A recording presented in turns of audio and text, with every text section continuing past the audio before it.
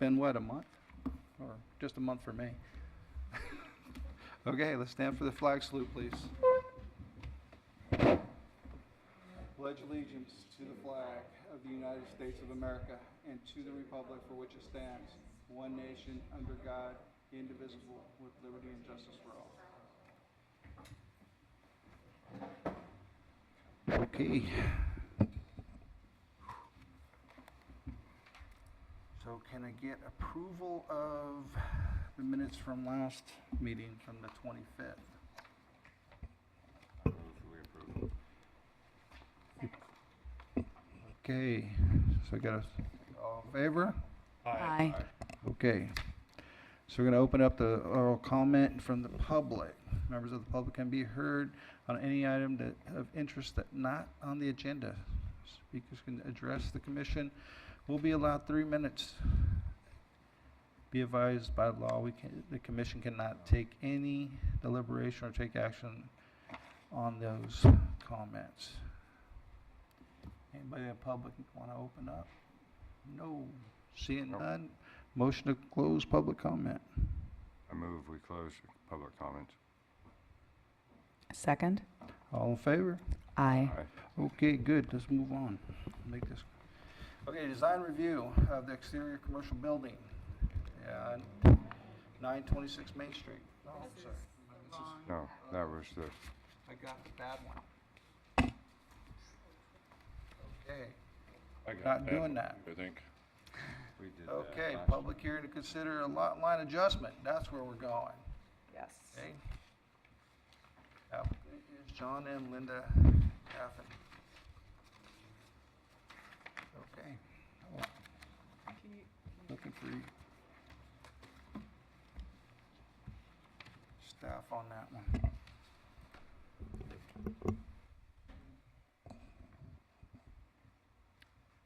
Did we do roll call? Oh, no, we did not, I'm sorry. No, we did not do roll call. I'll do roll call. I guess we should do roll call. You here? Commissioner McClendon, Here. Commissioner Rogers, Here. Commissioner Moore, Present. Commissioner Blakely, Here. Commissioner Mobley. Yes.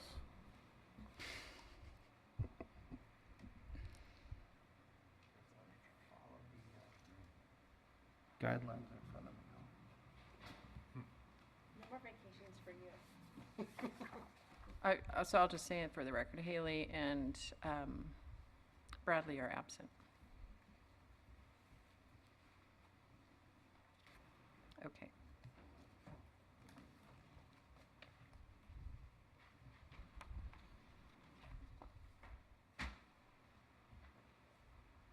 Are you ready?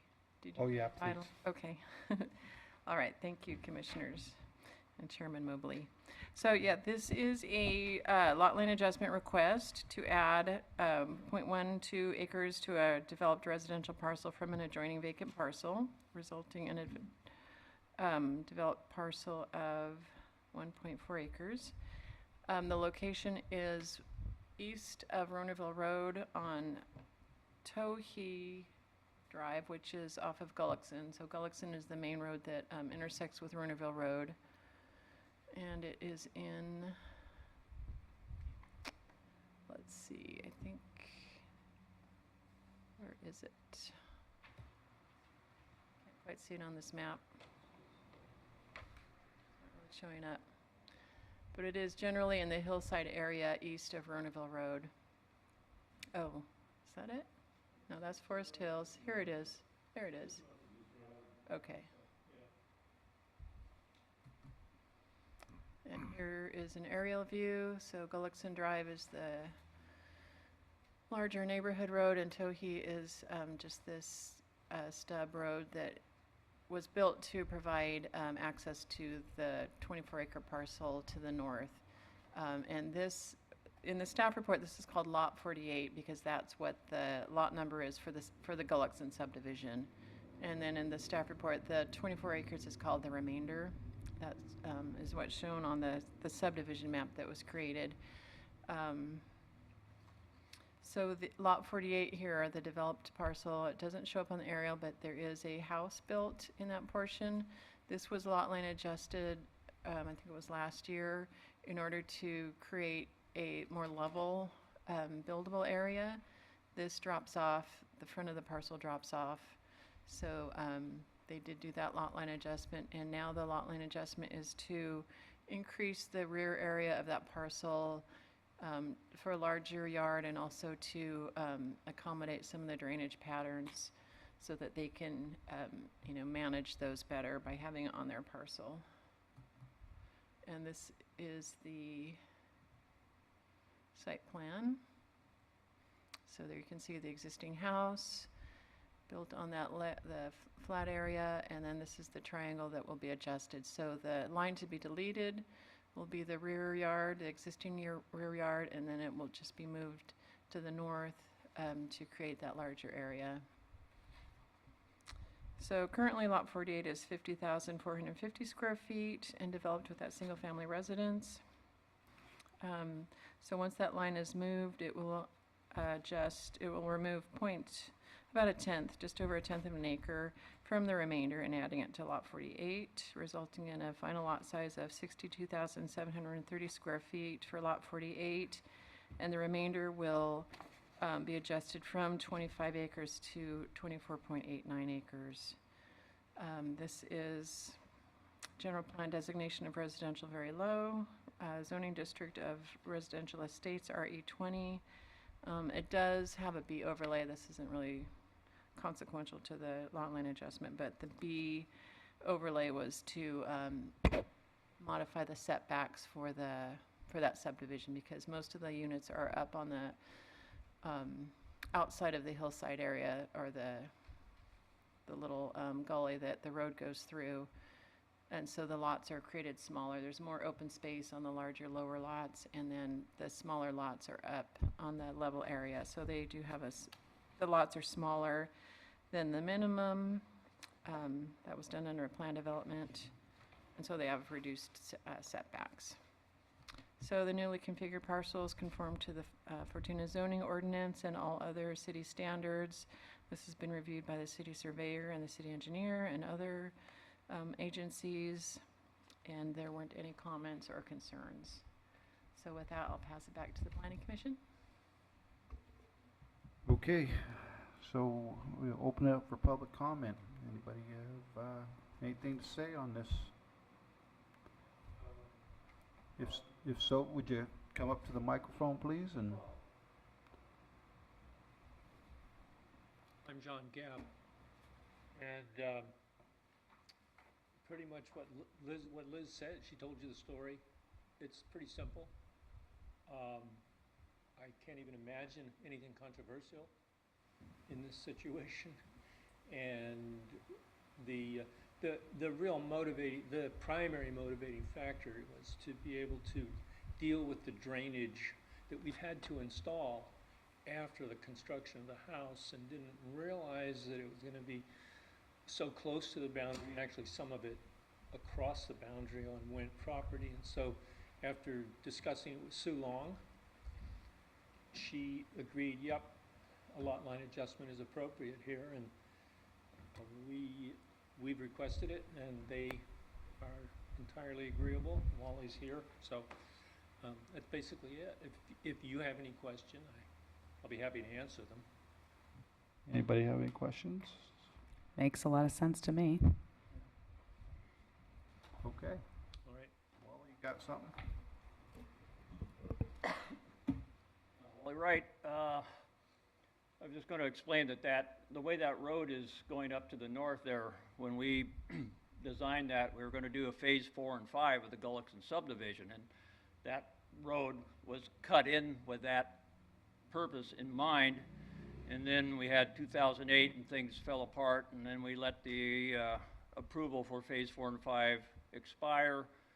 And having talked to the city to try to reinstate phase 4 and 5, we understand that they're going to require a second access or an emergency access, because we have a number of lots without really a second access. So as of right now, phase 4 and 5 is on hold, probably get done someday, don't know when, but that road will be one of the main accesses up there, and it's got a through cut in there, which is causing some drainage problems. And the reason we put the through cut through there is because the city required us to have a minimum like 12% grade on the road. And so in order to make that, we had to do that through cut.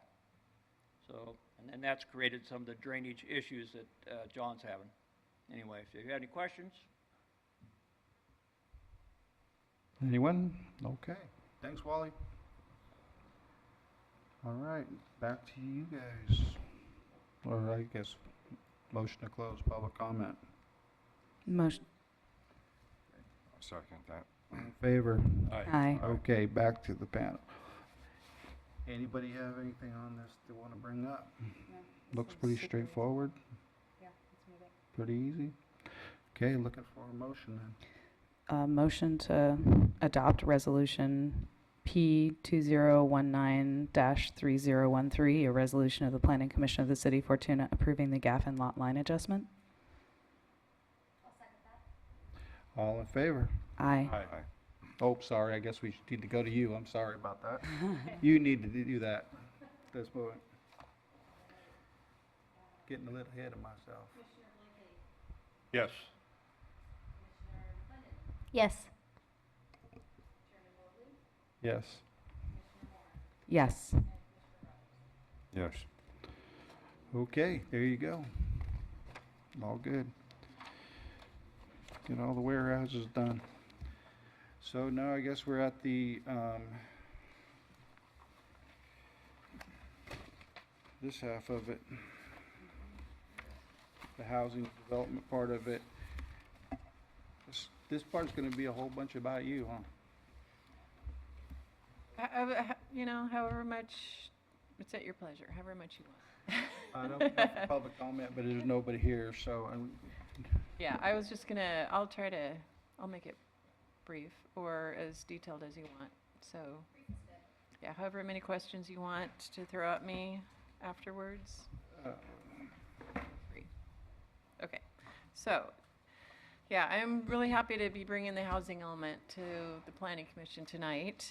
It is a general plan amendment, so your role is to review it, comment on it if you so wish, make any suggestions, and then it gets forwarded to the City Council as a general plan adoption. So you do have a critical role in there. The housing element is part of the general plan update. The general plan, there are 7 required housing elements, general plan elements or chapters. And then cities can have additional ones if they wish, but the 7 mandatory ones include housing. It is on a different, so it gets adopted separately from the overall general plan because it has its own requirements under the government code as to its content, and it's quite detailed, and every year the state legislature finds new requirements, so it's always a growing target. It never shrinks, it grows. But the purpose is to ensure that all communities address the housing needs of their community.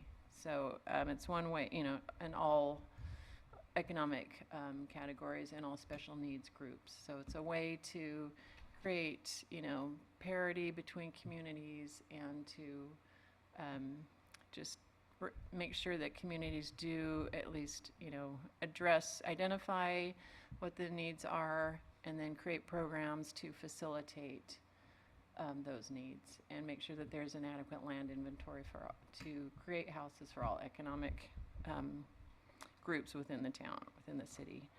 So it is a required element. One other thing about this housing element, so this is a draft housing element, but the city did adopt a housing element just last year, March 2018. So normally they've been on 5-year cycles, but the state, this housing element is on an 8-year cycle. That's because the state wanted housing to be consistent with the local government agency, the HCOG, or the COG, Humboldt County I've forgotten the HCOG. Humboldt County Association of Government, sorry. So every region has a COG, and they have a transportation program that's on a 4-year cycle, and so they wanted the housing numbers, the population and demographics, and the planning to be comprehensive within those communities, and so they put them on the same cycle. So that's why we're going from a 5-year to an 8-year, and we also need to be consistent with the adoption timing in order to maintain, otherwise those communities go back to a 5-year cycle. It's kind of sort of maybe it's punitive, but it's also just to, basically it is punitive, I think. So we are in conformance with the schedule. We did get so we have a current adopted housing element, and this one should be adopted by August 31st. There is a little bit of an extension to December because the state did not issue our housing numbers in a timely manner, so we have an additional, I think that's 4 months, 3 or 4 months.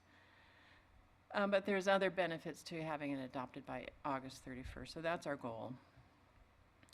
But it was, because we had a short turnaround, it made it somewhat easier because most of our, everything was really fresh, and the demographics were a little bit easier to update, and HCD, that reviewed our housing element, was pretty familiar with, we had the same reviewer, and so they were familiar and easy to work with. We did have a consultant do a majority of the work, so that even though we just had it done last year, it's still a significant amount of work. So that was a really good thing. So just to go over it really quickly, let's see. So these are the requirements. These are the broad requirements of a housing element. Go down to like the third line, the housing needs assessment. So that's the collection of all of the demographics, including the income and the identification of the percentage of the special needs groups within the city, the housing needs allocation, and other cost of housing. So what are the local needs of Fortuna? The housing resources, it includes basically the land inventory, so how much available land, and it's a site-by-site inventory, acreage, and then categorizing it into the different income categories. So how much land is available for low income, moderate income and upper income groups, and a sites map. And then a discussion of the housing constraints. Those include non-governmental, so those are market types of constraints, and then governmental constraints. By identifying those, then we can identify programs that will lessen that burden and facilitate housing development. The quantified objectives, so how many units can we build based on our land inventory, and then housing elements are also required to review the previous programs, and then based on all of that information, identify appropriate housing programs and adopt those through the housing element.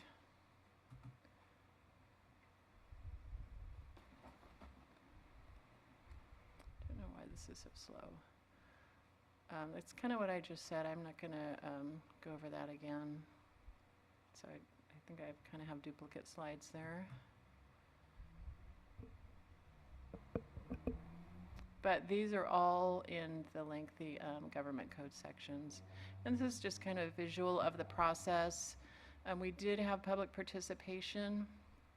We had a workshop last fall where we invited the public to comment on what they thought the housing needs of the city were or are. And we had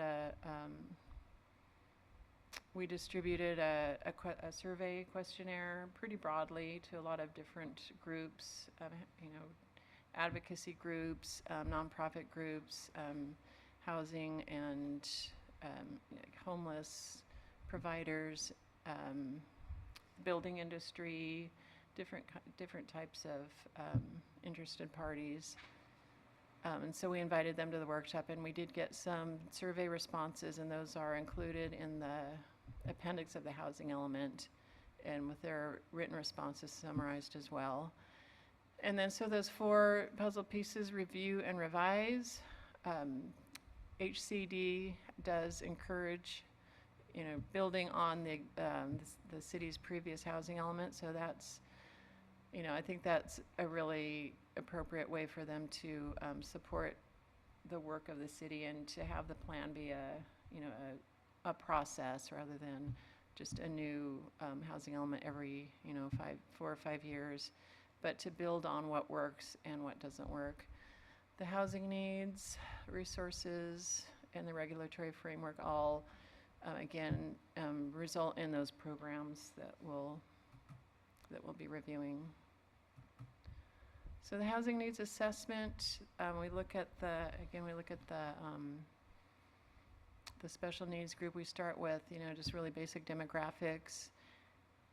The city's population grows at about pretty steady from 1% to 0.8%. And currently the population is at 12,042. So it is continuing to grow, and that's reflected in building permits, that we issue every month. I know that other communities in the county, Arcata and Eureka, have very few building permits, especially single family.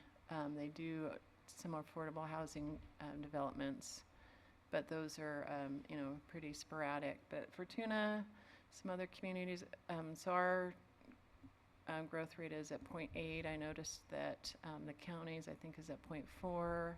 Blue Lake was 0.7, which kind of surprised me. I didn't know theirs would be so high, but so we are at the top of the county, but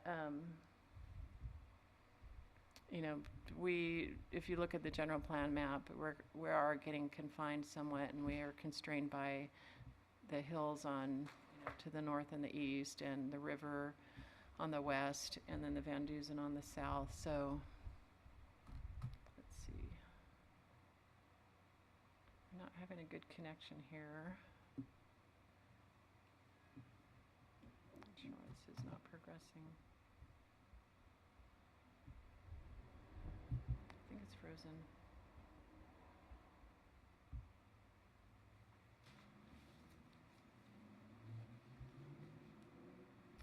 And a little technical difficulty.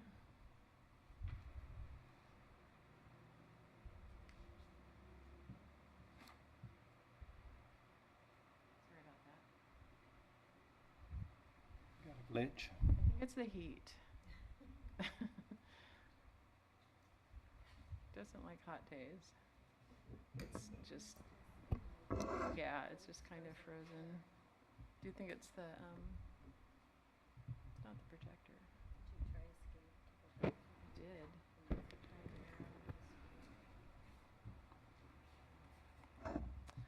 Okay. I hadn't planned on that. I wish I had printed it out.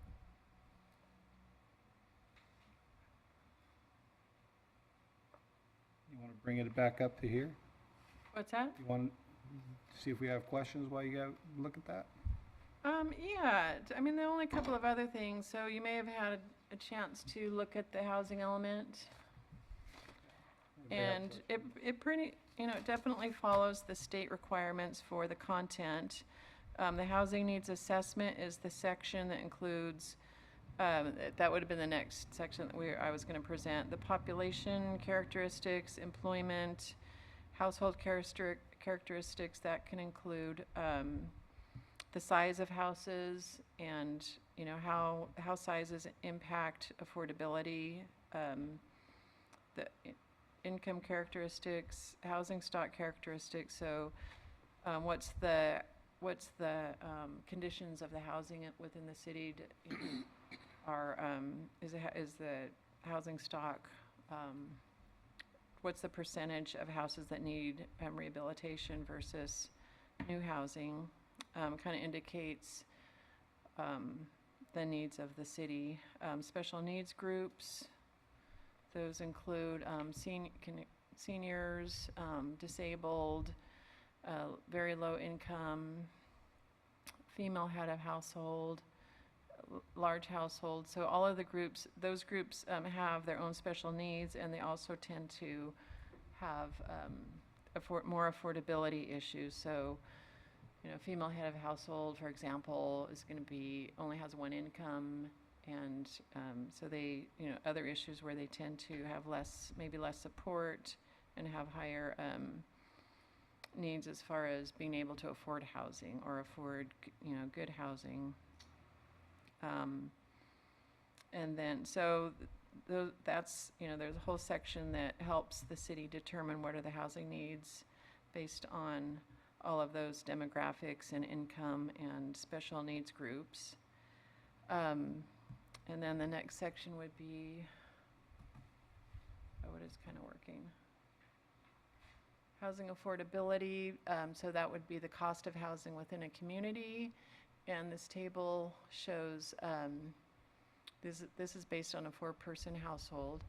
The annual incomes for very low, and moderate families, and the monthly income that would be needed, oh no, that's the median monthly income. So for example, very low family of 4 would have a monthly income of $2,000, about $500, $3,900 for a low income, and moderate family of 4 would be about $6,000 a month. And then the next 2 lines show the maximum monthly rent that they could afford based on that income. So for rentals, very low income would be $824 a month, low income $1,300, and a moderate income $1,900 for monthly rent. And then the maximum purchase price is shown there, $135,000 for a single family home, $217,000 for a low income, and then $327,000 for a moderate income. And then down below you can see that the median Fortuna home price in 2019 is $297,000. So only the moderate income would be able to afford purchasing a house. And then the median rental price is $1,795 in Fortuna, and only the moderate income family could afford that as well. So those are the issues facing Fortuna's residents. That, one of the factors in not being able to afford housing is the price. Liz, Yeah. is now a time to ask questions, or should I wait? I noticed on that same page 43 there, with the rental prices, you were talking about that $1,795 number for the median rental price. And then it says it's an increase of 11% compared to the same period last year. Is that accurate? That Well, seems I like a did crazy notice- amount. I noticed that too, I was I mean, that's a surprised at big, that. it seems like a big jump to me in a 1-year period. Well, both of those, You want both Trulia? that data was taken from Trulia.com, so I don't know if that's Okay, I see. So Yeah. it may not be super a accurate. source. Okay. But I do know that in Fortuna, there's a demand for rentals, and it's very competitive. So I wouldn't be surprised if it really did go up that much. Yeah. Well, that's Humboldt County generally. Yeah. The other question I had was back on page 38, at the top on the poverty paragraph. It says that, I'll wait until you guys, do you have that page? I do. It says that 21% of Fortuna families are in poverty, blah, blah, blah. And then it says it's less than the county overall, which has a rate of 15.3. And did I misread that? But how can 21% be less than 15.3%? So 20% of all Fortuna families with children under age 5. So not 21% of all Fortuna families, but 20% Yeah. of families with children under age 5 were in poverty. The figure is less than for the county overall, which, yeah, that must be a typo. Okay, that's what I figured. I just was like, maybe I'm misunderstanding it, and I just wanted to make sure that I was understanding the. Yeah. Okay, thanks. My other question was on 34, the workforce piece. What page? And it's just a question, when we talk about workforce employed anywhere, does that mean people who live here who are employed in Fortuna? Or does that mean just people who live in Fortuna who are employed anywhere in Humboldt County or maybe work remotely for somewhere else or? I noticed in other sections it was people employed in Fortuna, Okay, or Fortuna residents employed anywhere, including in the county. okay, that was because I'm a Fortuna resident, but I work in Eureka. And then one of my other jobs, I work from home in Fortuna. So that was my question Yeah. about that. Okay, thanks. I think that catches me up on my questions. All right. Housing resources. So the key number in the housing element update really is the regional housing needs allocation, RHNA, they call it the RENA. And it's a number that the state issues to all of the jurisdictions within a region, and it is the regional housing needs for that community. So in this case, it gets issued to the Humboldt County Association of Governments, and it allocates housing needs over the 4 income categories. So very low, low, moderate, and above moderate. And so if you look at the total number of the housing needs for Humboldt County is 3,390. And then the HCOG, it takes about a year for them to distribute of the numbers over the communities. And they work with the communities, so there's a committee of, representing each city within the county, and it gets distributed based on a number of different factors, including where jobs are located, what are the housing needs of different communities, and what's the percentage of income distribution existing, and this is the number that gets agreed upon and approved by HCOG. So you can see the comparison between the different cities based, across the income categories. And Fortuna, so if you look at that second to the last column, our total allocation of housing units that are designated as our need for the next 8 years is 290 homes. And that, again, you can see that distributed over those income categories. And so through the housing element, the cities are required to identify the available land that can accommodate that number for each income category. And that's really probably the biggest part of the housing element. And then those programs that I was talking about help to facilitate the construction of this many, or the availability of this many units. It's going to freeze again. Just is not happy today. Okay, you try it. There we go. It just wants a pause. So the number of units that are identified for Fortuna are not, that does not represent the number of units that we have to make sure get constructed. We just need to make sure that that acreage is available and that it's feasible. So that's one of the things over the years that HCD and the state has become stricter on every housing element is the feasibility of that land. Is it really developable? So for example, infrastructure now has to be readily available. We can't count vacant land that isn't basically ready to be developed. So as an example, this we were looking at this Went construction phase 4 and 5 earlier. Would that be considered not usable now because it doesn't have that second access road, or would it be considered usable because it's currently vacant? They had stalled plans to use it, and all that's needed would be that road. It seems like that. So that's my question as an example. So the lots are supposed to be ready to be developed. So that wouldn't be because services have to be in the lots before it's considered to be developable. Okay, thank you. And here is so this is the inventory of land, and you can see, so the yellow obviously the yellow blocks within that map represent the inventory that we have and that can be counted by, the HCD will allow to be counted. And the different colors are the different general plan land use designations. So the orange that you see, there's not a lot of orange there, but it's enough to represent, what was it, 37 units that need to be constructed of extremely low and low income. I can't find that page now.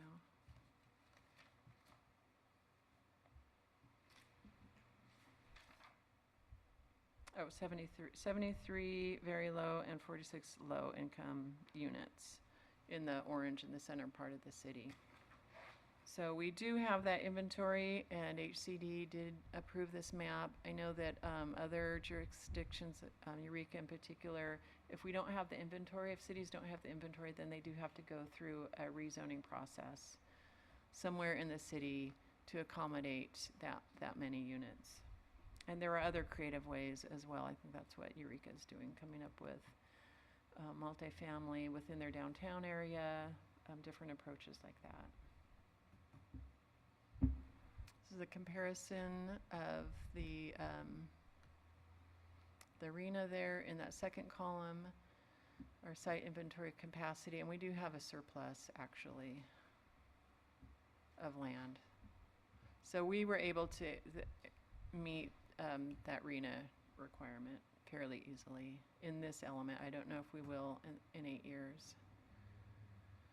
And we have to provide quantified objectives. So how is that, the new construction for that to accommodate that RENA number, how is that going to be distributed over the income categories? And so that is done, this corresponds with that map on the previous page as far as the number of units in the income categories. Can I ask a quick question on that? Yeah. I'm still on page 7 of this thing. 7? Yeah, I've gone through it a couple times, but one that kind of caught my eye, and first-time home buyers. It's saying that the city's going to become a financial institution, and we're going to start making loans to people. Well, that Seems a little odd. that's what that would be, basically. But that would be done through a program which we have not developed. Okay. But we keep it on there. The city has two single-family parcels. So the city owns 2 parcels that could be developed as single-family, and that's one of the reasons we keep it on there, is because we talk about, and we would like to use those lots. They're both located in single-family zoning districts, and so how can we use those to, we could tie that in with the first-time home buyer program. But does it also say that we're limited to 5, that it's on a very small scale, there will only be 5? Yeah, it was a very small scale, like 5 households. over a period of years. Right. Wow. It seems like it's We're a, able to get 5 loans. and it seems like it could be a really good opportunity for I know the there's city some to try a pilot federal- program that might, Right. we might get grant funds. That might be a way to alleviate some of the housing pressure for lower income people. I could see that being a good thing. I mean, there are other programs that do good, that have, data about how that can work. Yeah, so, I know cities who've had issues with them over the years, and so it's something that we would have to, move forward carefully with, but we would also need to work with a provider to help us tailor the right program to the city. That's kind of what we're waiting for. Yeah, that one's going to be a little rough. I know there's a lot of federal backing on trying to figure that one out. Yeah. How you loan money.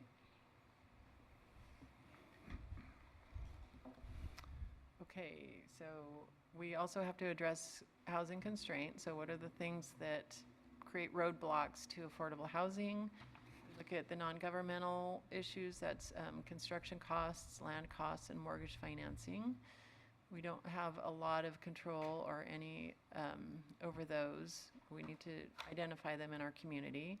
And the governmental ones that we can control, the building and zoning codes, improvement costs for like public works improvements, fees, land use controls, and permitting procedures. So we do have programs that address those. For example, how to streamline the permit review process and how to keep fees low, and how to assist with improvement standard or infrastructure construction and things like that. So those are in the housing element.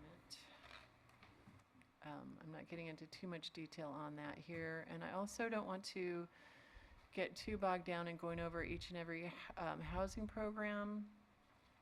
I can, if you want, because I do have them all listed in the following slides, but it's really kind of how much discussion the Planning Commission wants to have over these, and if you have any questions about them. So we did carry over all of the same programs as the last housing element that was adopted just last year. So none of these were deleted or added in. These are all the same programs. Some of these, so a majority of these, and and one of the things that we have to do in the housing element is to evaluate the effectiveness of these, and that there's a section in the housing element, if you saw that, where we did do a little description of have we implemented any of these, or are we still, and it's about 50-50. So a lot of these are ongoing programs, like trying to find ways to use the CDBG Housing Revolving Loan Fund, promoting fair housing opportunities at H3.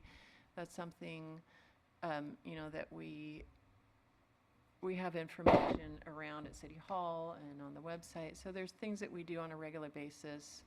The annual report on the housing element, we got that submitted in May, as we're supposed to do every year.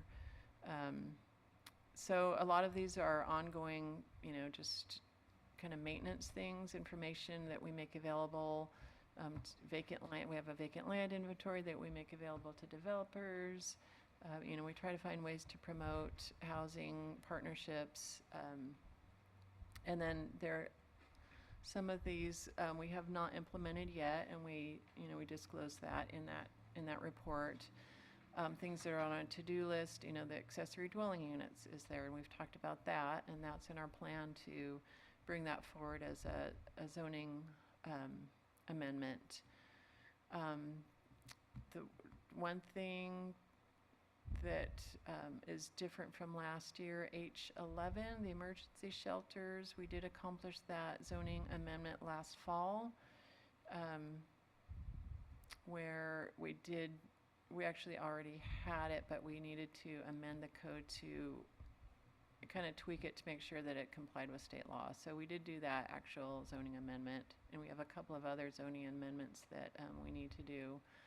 The one change that HCD requested is on H-9, and that is the residential multifamily development review process.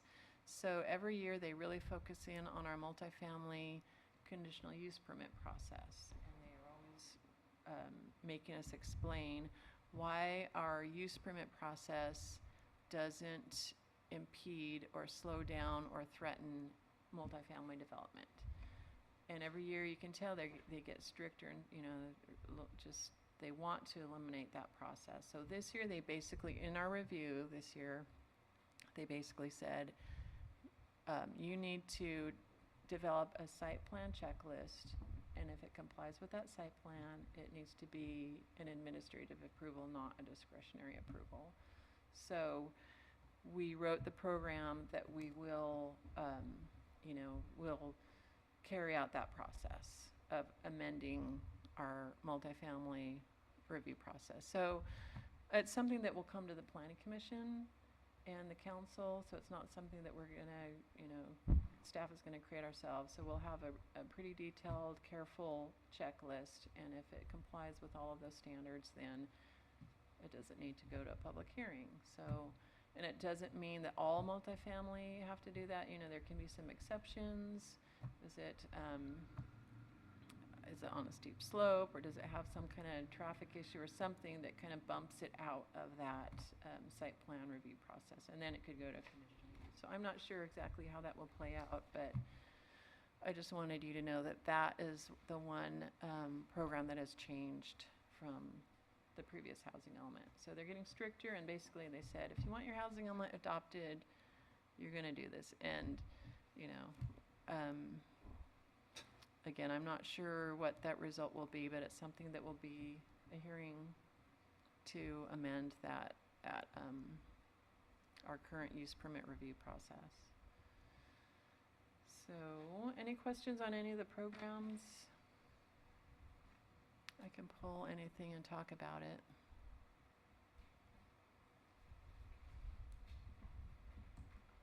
Or we can go over it. I mean, I can run through them really quickly. Most of these have been in the housing element for a long time. We haven't been good about using our, you know, the city does have a small amount of funds, housing funds. I think it's a couple of $100,000 to use with some kind of a program. Whether it's housing rehab, that's a program that was active a number of years ago. First-time home buyer program. Let's see, it's not going to go forward. Oh, here we go. Promote fair housing opportunities, that's an ongoing program. Housing revolving loan fund is, we have those funds available, and we need to find ways to utilize them. Density bonus program is to look at our existing code to find ways to make it more useful. So in other words, developers would be able to obtain a density bonus if a certain number of affordable housing units are provided, so then they can get a higher density and make more units overall. Preserve assisted units. So the city does have a number of affordable housing developments, and we're required to track those, and if any of those restricted, so if their programs are about to expire and their rents would go up to market rate, the city is supposed to find ways to work with that development and keep it affordable. And we do, so we track those, and we don't have any that are about to go to market rate. Improvement standards, so that asks us to look at ways that this, oh no, this is the updating the city's improvement standards to make them more, possibly have more flexible, like road standards. And I think the Planning Commission was interested in looking at road and parking, so that's something, that's a way that we can actually, we're hoping to use the grant funds to update that program, SB2 grant. Annual review of the housing element, we do that.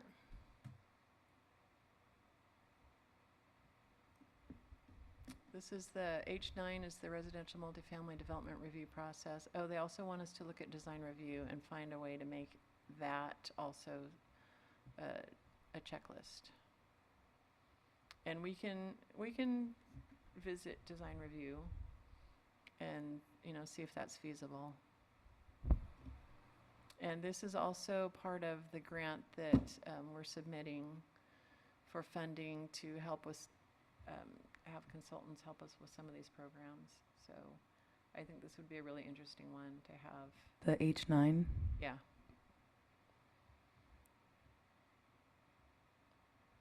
Yeah, I think a consultant that maybe has some design and multifamily experience, and I think that could be really interesting to have some outside ideas on how to streamline the review process and what kinds of criteria would be really beneficial. So to benefit the public, but also be developer friendly and be, you know, have good design in a way that's, you know, it's going to create a nice housing project, but also be affordable to the developer. And I think if we have a set of standards for a multifamily, you know, it could be a plan, a range of design styles that are you know. Been getting a whole lot of them, so I don't think it's too bad, right? What's that? We've been getting a ton of them. There's a whole lot of multifamily been being put in the last few years. Yes, we So- have. I think it's a real problem. Yeah, I know, and I haven't seen those multifamily projects really have any issues. No. I think the conditions have been pretty standard. So, emergency I don't shelter. think they're parking these people, more parking, but that's me. Transitional and supportive housing. HCD is asking that we revisit the state code that requires those to be defined, and make sure that we comply with having them treated, having transitional and supportive housing treated equivalent to a single-family development. So I'm not sure exactly why we're out of compliance, because we do call it out in our code that they are allowed. Anyway, we need to go just revisit the state standard. That's kind of a cleanup condition. Facilitate the development of affordable housing through outreach and coordinating with developers, and I think that's something that we could do better on. And I think if we just identify a couple of ways that we can, I think it says conduct yearly outreach, probably update our list of vacant housing, and maybe identify some programs that the city would be willing to be involved in. What's that next one is housing grants and other forms of assistance. And I think the consultants helped with this list of housing grants. So I think that's something that Katie's been working on, making sure that we are dialed in and get the notice of funding emails so that we can, evaluate those and respond to them. And that kind of ties in with the previous one of working with developers on that grant funding and vacant land, and just kind of tying those in together into a project. Housing for extremely low-income households. That they're asking that we consider single-room occupancy as an affordable housing option, and that would be converting motels and hotels to occupancy, and that's just something that I don't think we necessarily are required to adopt, but we need to evaluate it and consider if it is feasible in Fortuna. Accessory dwelling units, we've talked about that. That's something that will definitely be coming in the next year. Efficiency units, amending the building code to adopt a local code that recognizes very small homes. And reasonable accommodation procedure, we implement that now by making information available to the public on how they, oh no, this is reasonable accommodation, sorry. It's something that we do need to clarify on how people with disabilities can be accommodated for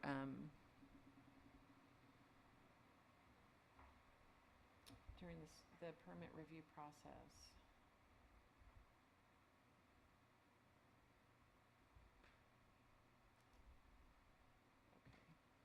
Yeah, and I think this is just an informational, making sure information is provided to the public.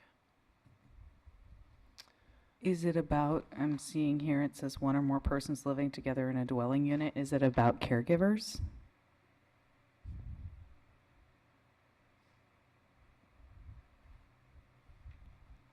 I'm just seeing that portion. You're looking at H-18, reasonable accommodation? Yeah, you were just talking about reasonable accommodation and what was it for, and I was looking further down on it on the next page there, and it says the city will also update the definition of family to state one or more persons living together in a dwelling unit.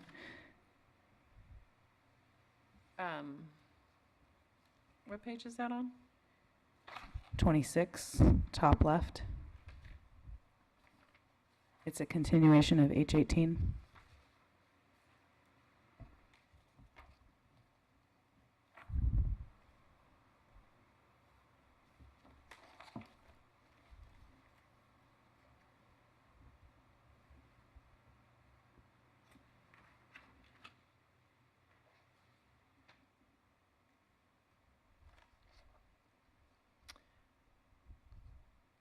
I think that's a good point, that it most likely does identify. Which makes a lot of sense, that that's a part of the permitting process. I can, I have a family member who's severely disabled, and that's been an issue for them in getting him housing as an adult, so Yes. I think that's pretty wide. I was just curious if that's what that was, and, okay. Yeah, no, that makes sense. And I Yeah. know of a disabled person who has a hard time getting the landlords to recognize a caregiver as being allowed to be there overnight. Exactly, exactly. Although that person couldn't, live a life without that caregiver, so, okay. Yeah. Thank you. Yeah, thank you.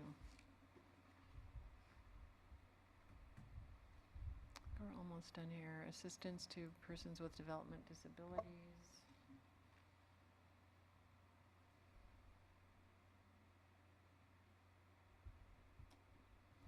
So this one is really similar to the previous one, and I'm not really sure how it's different.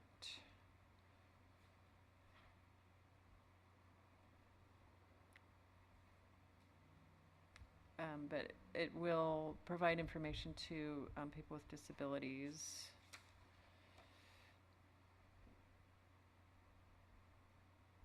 Implementing outreach programs about housing and services available.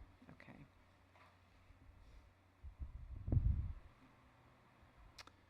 And energy conservation, working with, I think that's the RCAA to promote residential energy efficiency. So that's really, that's going to improve the housing stock within the city, and also there's payment assistance for low-income and moderate-income families. So that's kind of a broad, benefits all income categories.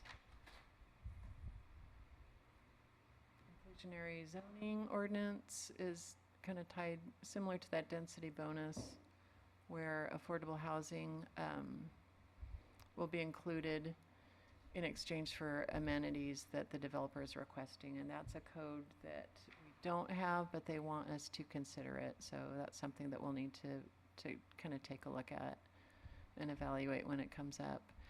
Preservation of mobile homes, they're identified as an affordable housing option. We actually have 2 trailer parks. One of them is the one up on School Street.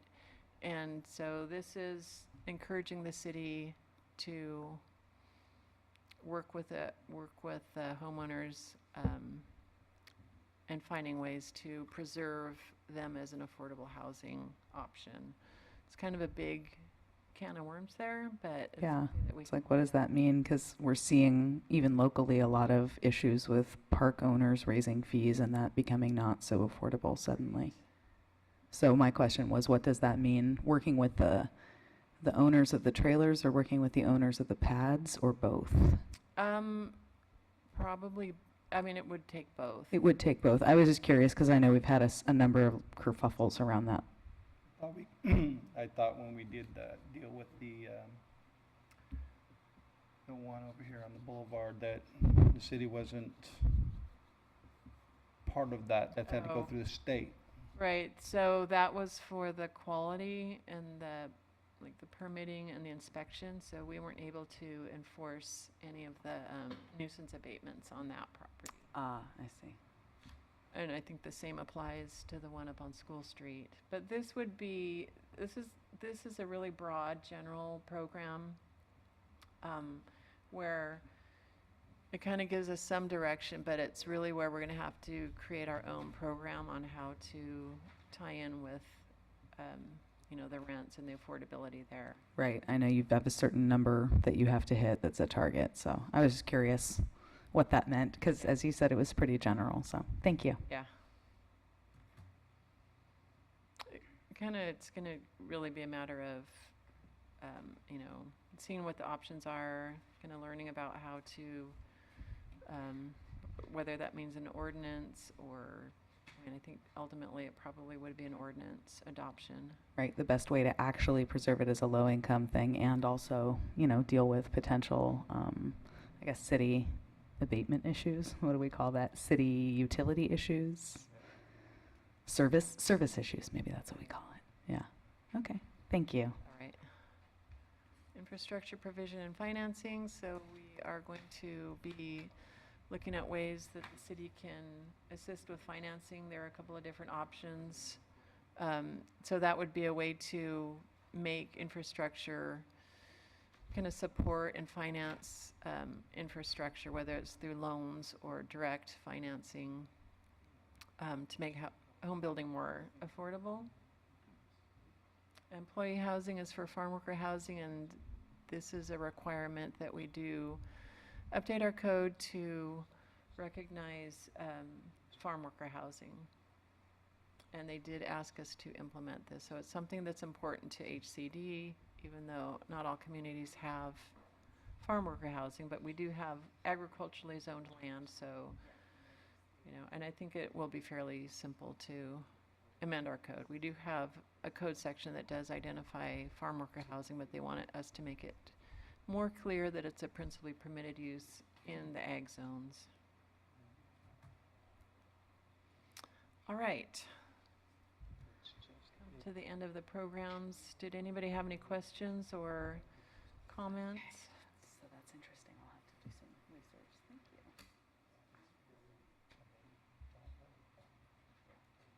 I know it's a lot of information, and if you have any questions or comments, this is going to be going to the council.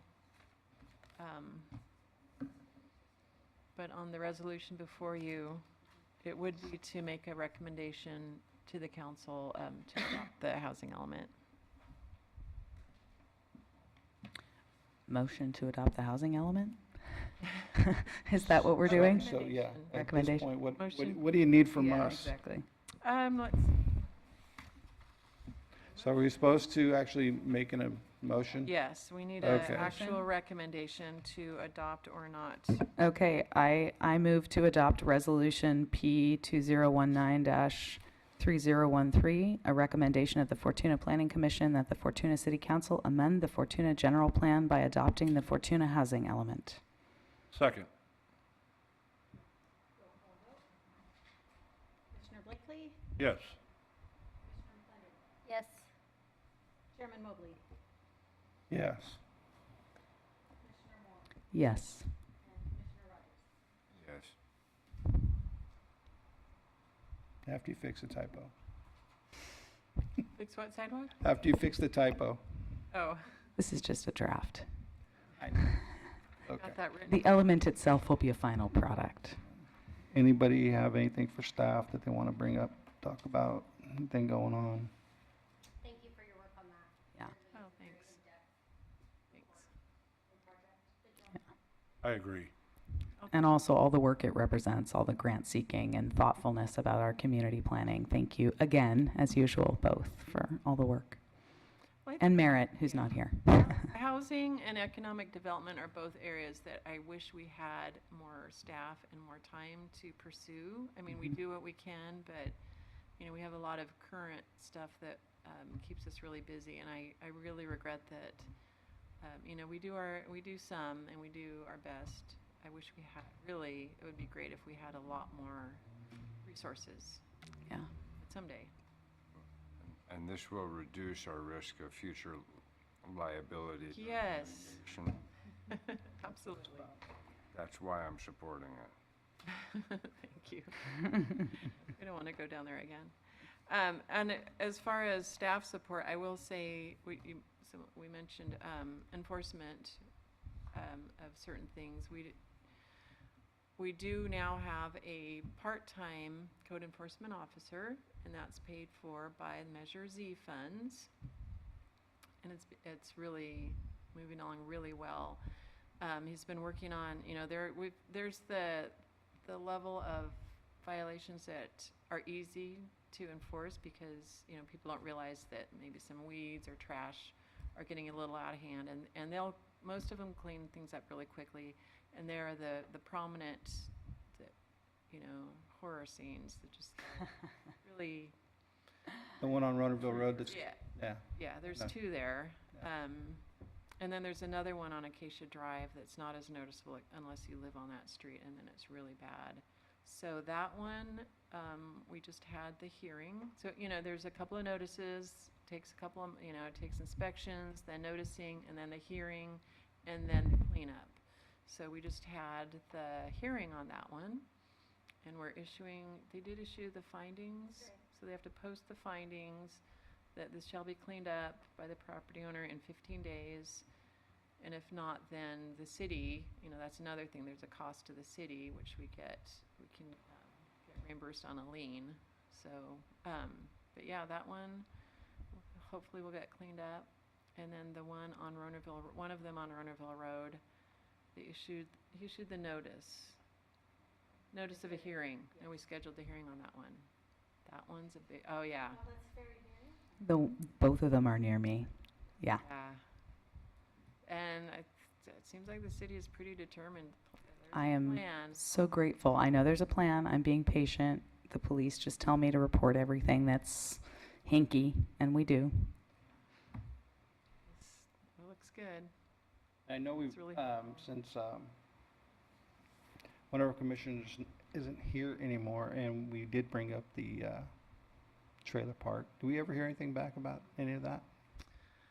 Yeah, we got, so I think it was about 2 years ago when the state did their couple of visits and said, oh, we've done what we can, and they've cleaned things up, and that's all we can do. And then, it wasn't very clean, but we did receive a complaint recently, and we're told that, Within 90 days, the state inspector will come out and do another inspection. and okay. Start the whole process Again, again. wow.